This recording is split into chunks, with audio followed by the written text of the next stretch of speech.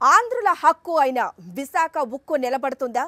ఒక పక్క విశాఖ ఉక్కును ప్రైవేటు అయ్యల చేతుల్లో పెట్టేయటానికి కూటమి ముఖ్యమంత్రి చంద్రబాబు సిద్ధంగా ఉన్నారంటూ వార్తలు వస్తున్నాయి. వీటిపై చంద్రబాబు నాయుడు కానీ ప్రభుత్వం కానీ నోరు మెదపటం లేదు. ఈ తరుణంలోనే కేంద్ర ఉక్కు మంత్రి విశాఖ ఉక్కు సందర్శించి వెళ్లారు. 2 నెలల సమయం ఇవ్వండి, దీని భవిష్యత్తు చెప్తామన్నారు. ఆ 2 నెలల తర్వాత విశాఖ ఉక్కు ప్రభుత్వ రంగంలోనే ఉంటే కోట్లాది మంది ఆంధ్రుల విజయం అది. అలా కాకుండా పోస్కోకో మరో దానికో స్టీల్ ప్లాంట్ను కట్టబెడితే మాత్రం ఉక్కు ఉద్యమం ఉధృతం కావటం ఖాయమంటున్నారు కార్మికులు ఒక్కటే అడుగుతున్నారు, ఆంధ్రుల హక్కును అమ్మేస్తారా అని నిలదీస్తున్నారు. దీనిపైనే ఇవాటి మ్యాగజైన్ స్టోరీ. ఆంధ్రుల బలిదానాల పునాదులపై నిర్మించిన విశాఖ ఉక్కు కర్మాగారాన్ని ఉంచుతారా అమ్మేస్తారా అన్న ప్రశ్నలు కార్మికులకు నిద్ర లేకుండా చేస్తున్నాయి. తాజాగా కేంద్ర ఉక్కు మంత్రి విశాఖ స్టీల్ ప్లాంట్ సందర్శించటం, ఆ తర్వాత దీని భవిష్యత్తు కోసం ఏం చేయబోయేది 2 నెలల్లో నిర్ణయం తీసుకుంటామని ప్రకటించడం జరిగిపోయాయి. మంత్రి మాటలకు అర్థమేంటో అర్థం కాక కార్మిక సంఘాల నేతలు కూడా కంగారు పడుతున్నారు. విశాఖ ఉక్కు పునరుద్ధరణకు ఒక అవకాశమైతే ఉందన్న మంత్రి 2 నెలల తర్వాత కేంద్రం ఏ ప్రకటన చేయబోతోందో సంకేతాలు ఇవ్వలేదు. విశాఖ ఉక్కు కర్మాగారాన్ని ప్రైవేటీకరించాలని బీజేపీ నాయకత్వంలోని కేంద్ర ప్రభుత్వం 3 ఏళ్ల క్రితం పార్లమెంటులో ప్రకటించింది. అప్పటి నుండి ఉక్కు కార్మికులు కేంద్రం నిర్ణయానికి వ్యతిరేకంగా పోరాటాలు చేస్తూనే ఉన్నారు. వారికి ఏపీలోని గత పాలకపక్షం, ప్రస్తుతం ప్రతిపక్షమైన వైఎస్ఆర్ కాంగ్రెస్ తో పాటు వామపక్షాలు, ప్రజా సంఘాలు మద్దతు ఇస్తూనే ఉన్నాయి. ఇప్పుడు అదే బీజేపీ నేతృత్వంలోని ఎన్డీఏ ప్రభుత్వమే కేంద్రంలో కొలువు తీరింది. కేంద్రంలో ప్రభుత్వం ఏర్పాటు చేసిన కొద్ది రోజుల్లోనే కేంద్ర ఉక్కు శాఖ మంత్రి కుమారస్వామి, సహాయ మంత్రి భూపతిరాజు శ్రీనివాసవర్మ విశాఖ ఉక్కు కర్మాగారాన్ని సందర్శించారు. ఉక్కు కర్మాగారం పనితీరును పరిశీలించారు. కార్మిక సంఘాల నేతలతోనూ ఉక్కు కర్మాగారం అధికారులతోనూ వరుసగా సమీక్షా సమావేశాలు నిర్వహించారు. ఈ సందర్భంగా కార్మిక సంఘాల నేతలు కేంద్ర మంత్రికి ఉక్కు కర్మాగారానికి సంబంధించిన సమస్యలపై వివరణ ఇచ్చారు. తమకి ఏం కావాలో వినతులు సమర్పించుకున్నారు. అంతా అయిపోయాక హస్తిన బయలుదేరే ముందు మీడియాతో మాట్లాడిన కేంద్ర ఉక్కు మంత్రి కుమారస్వామి విశాఖ ఉక్కు విషయంలో ఒక నిర్ణయం తీసుకోవడానికి 2 నెలల సమయం అడిగామని, ఆ తర్వాత ప్రధాని నరేంద్ర మోదీ అనుమతితో ఏం చేయబోతున్నామన్నది ప్రకటిస్తామని అన్నారు. విశాఖ ఉక్కు కర్మాగారాన్ని పునరుద్ధరించడానికి ఒక అవకాశం అయితే ఉందని తనకు అనిపిస్తోందని కుమారస్వామి అన్నారు. From last 15 days I had several meetings about the RINL background. From last 5 years, what is the problem here? Because of some mismanagement or some issues. Every issues I discussed in a threadbare. I wanted to give a report to the Honorable Prime Minister and to take his blessing to revive this RINL plant, because I can understand the feeling of the Visakhapatnam and surrounding citizens, the sentiment which they have in their mind. There is a possibility of reviving and give a new life to this RINL plant. Kumaraswamy భరోసా ఇచ్చినట్లేనా? నిజంగానే ఇక విశాఖ ఉక్కు కర్మాగారం గురించి ఎవరూ బెంగ పెట్టుకోవాల్సిన అవసరం లేదా? ప్రైవేటు కంపెనీలు విశాఖ ఉక్కు వైపు ఓరకంట కూడా తొంగి చూసే పరిస్థితులు లేనట్లేనా? కార్మికులు గుండెలపై చేతులు వేసుకొని ప్రశాంతంగా నిద్రపోవచ్చా? 3 నెలల్లోనే కేంద్ర ప్రభుత్వం ఆలోచనలో ఇంత మార్పు వచ్చేసిందని నమ్మొచ్చా అంటున్నారు ఆర్థిక రంగ నిపుణులు. విశాఖ ఉక్కును 100% ప్రైవేటీకరించేస్తామని, కాదు కూడదని అడ్డుపడితే కర్మాగారాన్ని మూసివేస్తామని నాటి ఆర్థిక మంత్రి నిర్మలా సీతారామన్ పార్లమెంటు సాక్షిగా బల్లగుద్ది చెప్పారు. మరి ఇప్పుడు కేంద్ర ప్రభుత్వం ఒక మంచి యూటర్న్ తీసుకుందని అనుకోవచ్చా? నిజానికి ఈ యూటర్న్ చాలా మంచిది. కోట్లాది మంది ఆంధ్రుల గుండెల్లో ఆనందాన్ని నింపేదే ఈ యూటర్న్. విశాఖ ఉక్కు సాధన కోసం ప్రాణత్యాగాలు చేసిన అమరజీవుల ఆత్మలు ఆనందింపజేసే యూటర్న్ కూడా. 3 ఏళ్ల క్రితం బీజేపీ దీన్ని ప్రైవేటీకరిస్తామన్నప్పుడు నాడు ఏపీలో అధికారంలో ఉన్న వైఎస్ఆర్ కాంగ్రెస్ ప్రభుత్వం వెంటనే వ్యతిరేకించింది. విశాఖ ఉక్కును ప్రభుత్వ రంగంలోనే కొనసాగించాలని కేంద్రానికి నాటి ముఖ్యమంత్రి జగన్మోహన్ రెడ్డి లేఖ రాశారు. విశాఖ ఉక్కు పరిరక్షణకు కొన్ని సిఫారసులు కూడా చేశారు ఆ లేఖలో. అంతేకాదు విశాఖ ఉక్కు కార్మికుల సంఘాల పోరాటాలకు మద్దతుగా నిలబడింది వైఎస్ఆర్ కాంగ్రెస్ పార్టీ. నాడు కేంద్ర ప్రభుత్వాన్ని గట్టిగా నిలదీయని చంద్రబాబు నాయుడు ఇప్పుడు ఏపీలో అధికారంలో ఉన్నారు. ఆయనే ఇప్పుడు ముఖ్యమంత్రిగా ఉన్నారు. 2 రోజుల క్రితమే ఆయన విశాఖ ఉక్కు కర్మాగారం ప్రైవేటీకరణకు సానుకూలంగా పావులు కదుపుతున్నారంటూ ఒక ఆంగ్ల దినపత్రికలో వార్తా కథనం వచ్చింది. దాన్ని చంద్రబాబు అయితే ఖండించలేదు. కానీ టీడీపీ కార్యకర్తలు మాత్రం ఆ వార్త ప్రచురించిన పత్రికా కార్యాలయంపై దౌర్జన్యకర దాడికి దిగారు. జూన్లో ప్రభుత్వం ఏర్పాటు చేసిన చంద్రబాబు నాయుడు మొదటిసారి హస్తిన వెళ్లినప్పుడు ప్రధానితో పాటు 10 కేంద్ర మంత్రులను కలిశారు. అయితే ఈ సందర్భంగా చంద్రబాబు నాయుడు ఏపీకి సంబంధించిన చాలా అంశాలు ప్రస్తావించారు. కానీ విశాఖ ఉక్కు అంశాన్ని మాత్రం కేంద్రం దృష్టికి తీసుకురాలేదని విశాఖ ఉక్కు పరిరక్షణ ఉద్యమ నేతలు ఆరోపిస్తున్నారు. ప్రధానమంత్రిని కలిసిన సందర్భంలో గత వారం ఈ విశాఖపట్నం స్టీల్ ప్లాంట్ తప్ప అన్ని విషయాలను కూడా ఆయన ప్రస్తావించడం జరిగింది. అలాగే అనేక మంది కేంద్ర మంత్రుల్ని, సుమారు 11 మంది కేంద్ర మంత్రుల్ని రాష్ట్ర ముఖ్యమంత్రి గారు కలిశారు. ఆ సందర్భంలో కూడా విశాఖ ఉక్కుకి సంబంధించిన కేంద్ర ఉక్కు శాఖ మార్చుల్ని ఆయన కలవకపోవడంతో ఇక్కడ ఉన్నటువంటి కార్మిక వర్గం చంద్రబాబు నాయుడు గారి మీద ఎంత విశ్వాసంతో ఉన్నారో అంత వ్యతిరేకత ప్రతి ఒక్కరిలోనూ కూడా ఆందోళన వ్యక్తమైంది. ఏం జరుగుతుందో తెలియని పరిస్థితి, మన సమస్యను ఎందుకు వదిలేశారు అనే పరిస్థితుల్లో విశాఖ ఉక్కు పునరుద్ధరణకు ఒక అవకాశం అయితే ఉందంటూ నర్మగర్భంగా ఆశ పెట్టారు కేంద్ర ఉక్కు మంత్రి కుమారస్వామి. పునరుద్ధరణ అంటే అది ప్రభుత్వ రంగంలోనే కొనసాగే పునరుద్ధరణ లేక ప్రైవేటు రంగంలో ఉద్ధరించే ఆలోచన అన్నది అర్థం కావడం లేదంటున్నారు. ఇంకోటేంటంటే ఉక్కు కర్మాగారాన్ని ప్రైవేటీకరిస్తామని శశబిషలు లేకుండా చెప్పిన నిర్మలా సీతారామన్ బీజేపీ నాయకురాలు. ఉక్కుపై ఆశలు రేపుతున్న కుమారస్వామి బీజేపీ నాయకులు కారు. ఎన్డీఏ ప్రభుత్వంలో మంత్రి మాత్రమే. అయినా బీజేపీ ప్రధాని నరేంద్ర మోదీ అనుమతి లేనిదే కుమారస్వామి ఈ ప్రకటన చేసి ఉండకపోవచ్చునన్నది ఏపీలో కూటమి నేతల భావన. ఒకవేళ బీజేపీయే ఈ మాట ఇచ్చినా దాన్ని నమ్మే పరిస్థితి లేదని కార్మికులు అంటున్నారు. 2 నెలల తర్వాత కుమారస్వామి తన మాటను నిలబెట్టుకుంటారా లేదా అన్నది తేలిన తర్వాతనే కేంద్ర ప్రభుత్వాన్ని నమ్ముతాం తప్ప అంతవరకు నమ్మే ప్రసక్తే లేదంటున్నారు వారు. కాకపోతే సానుకూల దృక్పథంతో కేంద్ర మంత్రి ఒక భరోసా ఇవ్వడాన్ని స్వాగతిస్తున్నామని వారంటున్నారు. 3 ఏళ్లకు పైగా పోరాటంలో అశాంతితో ఉన్న కార్మికులకు కేంద్ర మంత్రి భరోసా ఎంతో కొంత ఆనందాన్నైతే ఇచ్చింది. అయితే ఆ మాట మీద కేంద్రం నిలబడకపోతే మాత్రం తమ ఉగ్ర రూపాన్ని కూడా చూడాల్సి వస్తుందని వారు హెచ్చరిస్తున్నారు. 32 మంది ఆంధ్రుల ప్రాణ త్యాగాల ఫలంగా ఆంధ్రుల హక్కుగా విశాఖ ఉక్కు కర్మాగారం అవతరించింది. అది కూడా చాలా ఆలస్యంగా నిర్మించారు. కర్మాగారం అయితే కట్టారు, కానీ దానిపై సవతి తల్లి ప్రేమ ప్రదర్శించాయి వరుస ప్రభుత్వాలు.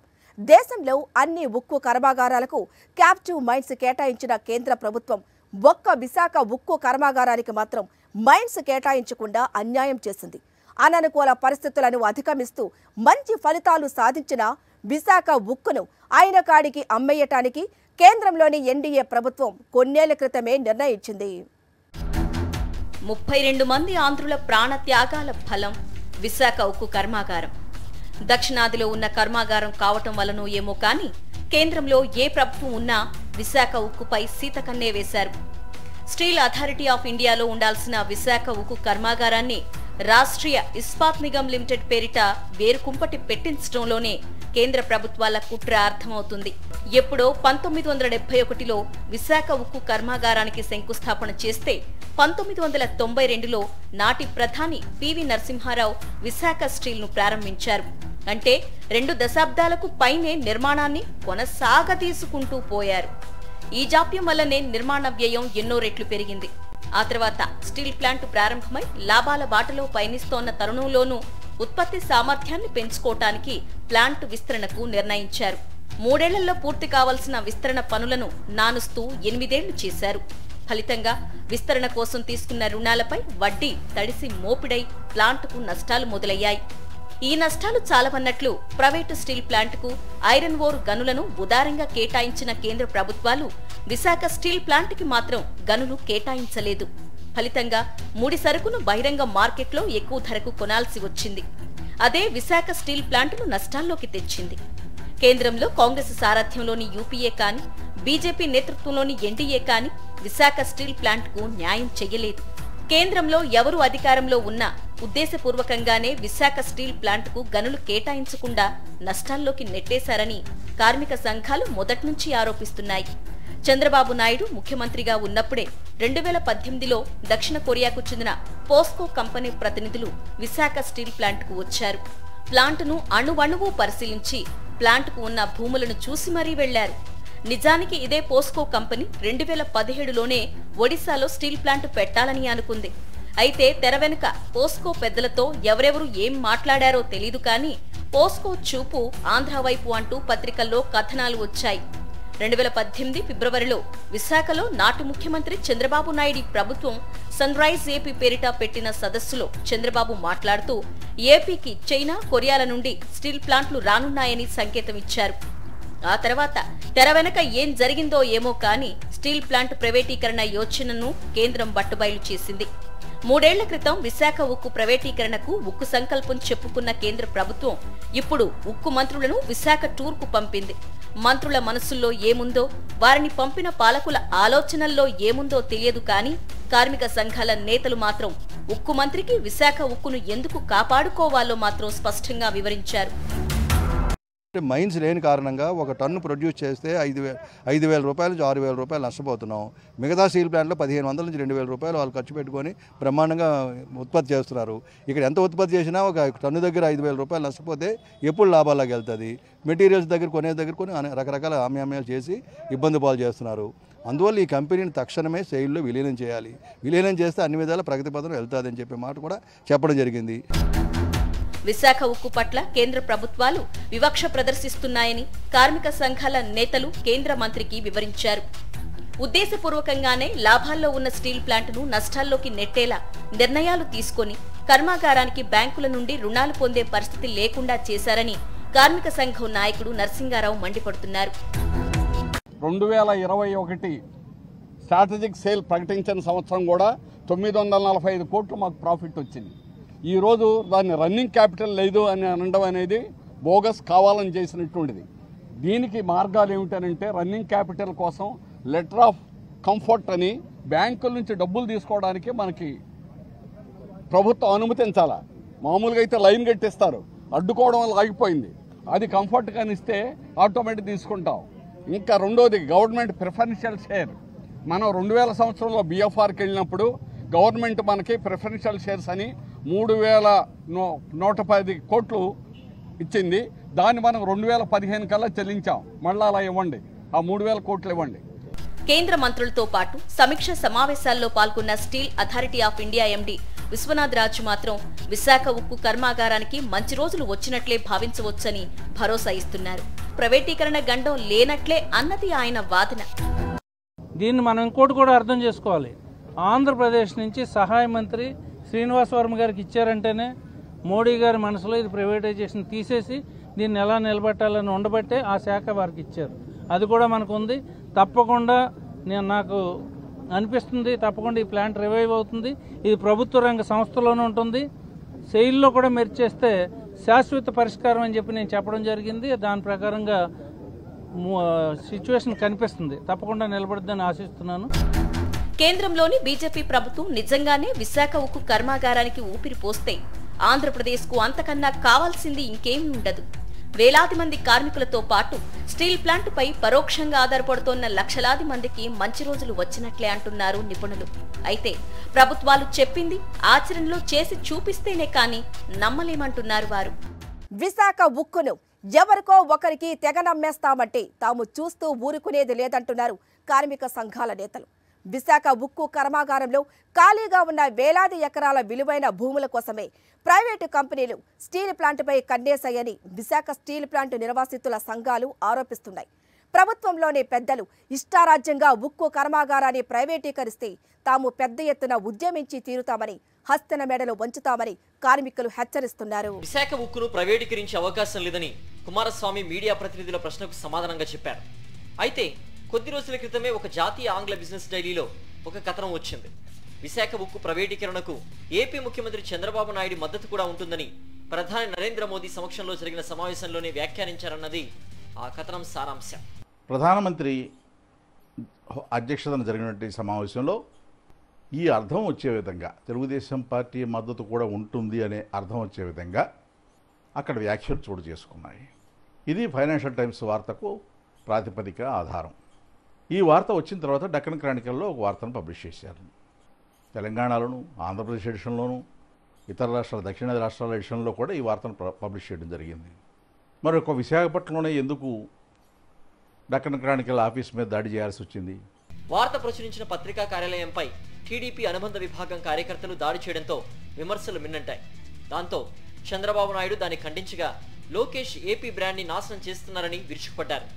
అంతే తప్ప ప్రైవేటీకరణకు యత్నిస్తే మేము అడ్డుకుంటామని స్పష్టంగా చెప్పలేదు. కూటమి వైఖరి అనుమానాస్పదంగా ఉందంటున్నారు సీనియర్ జర్నలిస్ట్ కేబీజీ తిలక్. ఈ దాడి జరిగిన తర్వాత తీవ్రమైన విమర్శలు వచ్చినప్పుడు ఆ పార్టీ చంద్రబాబు నాయుడు గారు ఖండించారు. లోకేష్ గారు అయితే ఆంధ్ర బ్రాండ్ను నాశనం చేయడానికి ఈ రకమైన కథనాలు ఆ పత్రికలో వచ్చినాయని మాట చెప్పారు. అంతే తప్ప ఈ ఉక్కు ఫ్యాక్టరీ ప్రైవేటీకరించడానికి వీల్లేదు, దాన్ని అడ్డుకుంటామనే మాట అక్కడి నుంచి రాలా. స్పష్టమైన వైఖరిని అటు బీజేపీ కానీ, ఇటు తెలుగుదేశం కానీ, జనసేన కానీ స్పష్టంగా ఈ విశాఖ ఉక్కు ఫ్యాక్టరీని ఎక్కడికి తరలించకుండా మేము అడ్డుకుంటాం, లేదు ఈ విధాన నిర్ణయాన్ని ఎన్డీఏ ప్రభుత్వం ఉపసంహరించుకుంటుంది, ఆ విధాన నిర్ణయంలో అనుగుణంగా తయారు చేసిన జాబితాలోంచి విశాఖ ఉక్కు ఫ్యాక్టరీని తొలగిస్తాం, దీనికి ప్రత్యేకంగా గనులు కేటాయిస్తాం అని చాలా స్పష్టంగా కేటగిరికల్గా ఎందుకు చెప్పలేకపోతున్నాయి? విశాఖ స్టీల్ ప్లాంట్లో ఇంచుమించు 20,000 ఎకరాల ఖాళీ స్థలం ఉంది. లక్షల కోట్ల విలువైన ఆ భూముల కోసమే ప్రైవేటు కంపెనీలు విశాఖ స్టీల్పై కన్నేశాయని స్టీల్ ప్లాంట్కు భూములు ఇచ్చిన నిర్వాసితుల ఐక్యవేదిక ఆరోపిస్తోంది. విశాఖ స్టీల్ ప్లాంట్ సీఎండీ తప్పులపై తప్పులు చేస్తూ ప్లాంట్ను నిర్వీర్యం చేస్తున్నారని కార్మిక సంఘం నాయకుడు నరసింగరావు మంత్రికి ఫిర్యాదు చేశారు. ఈ సీఎండీ కావాలని చేస్తున్నాడు. 1వ తేదీ కాకుండా 17, 23 3 తప్పుడు పనులు చేస్తున్నాడు. నంబర్ 1, 100% నడపాల్సినటువంటి ప్లాంట్ 60% నడుపుతున్నాడు. డైరెక్టర్ ఆపరేషన్ లేకుండా ఏమి చేతగానే ఉండి పెట్టారు. ఓపెన్గా చెప్పాం. నంబర్ 1.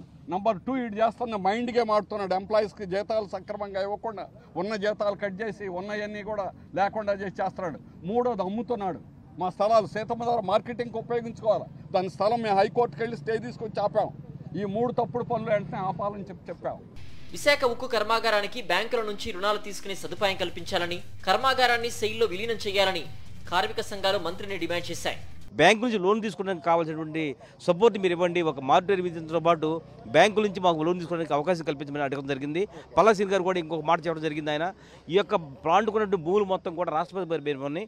వాటి కనుక ప్లాంట్ పేరు మీద కనుక మారిస్తే కనుక ప్లాంట్ వాల్యూ పెరుగుతుంది, లోన్లు తీసుకునే అవకాశం చెప్పడం జరిగింది. విశాఖలో ఉక్కు కర్మాగారం వస్తే తమ ప్రాంతం అభివృద్ధి చెందుతుందని, తమ జీవితాలు బాగుపడతాయన్న ఆశతో వేలాది మంది రైతులు తమ భూములను ఇచ్చారు. అందులో వేలాది మంది నిర్వాసితులకు ఇప్పటికీ న్యాయం జరగలేదు. 4.5 దశాబ్దాలుగా నిర్వాసితులు తమకు న్యాయం చేయాలని పోరాటాలు చేస్తున్నారు.